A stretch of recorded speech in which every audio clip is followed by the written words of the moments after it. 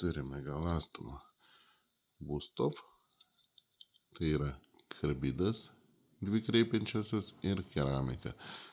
Ką noriu pasakyti, tai yra minkštiem plenam, daugiau tokiem kaip fiskaras, tokiem mėsininkų peiliam, ten kur būna tie pagrindiniai žuvies peiliai, minkšti, paprasti, plenai, kur greit pasigalanda, tada, ir kurių negaila peilių, tada mes galim formuoti kampą per šį, kur nudrožia kampą, ir galima per keramiką. Aišku, čia yra žymiai tiksliau subesta tiek keramika, tiek karbidas, negu kad būna tose standartiniuose traukiamuose galastuvuose.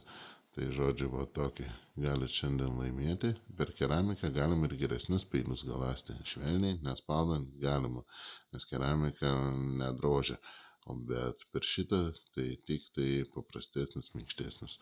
Aišku, kur važiuoti žvejybą, kažkur į gamtą, tokį galastuvą pasimti prie paprastesnių peilių.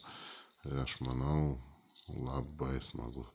Jis bet kur į kuprinėlę, į kišenę, bet kur telpa mažiukas, patogus, pasidedi su juo ir trauki. Smagus. Tiesiog laimėkit, pasakykit ir sėkmės. Manau, vasara dar tik ateina.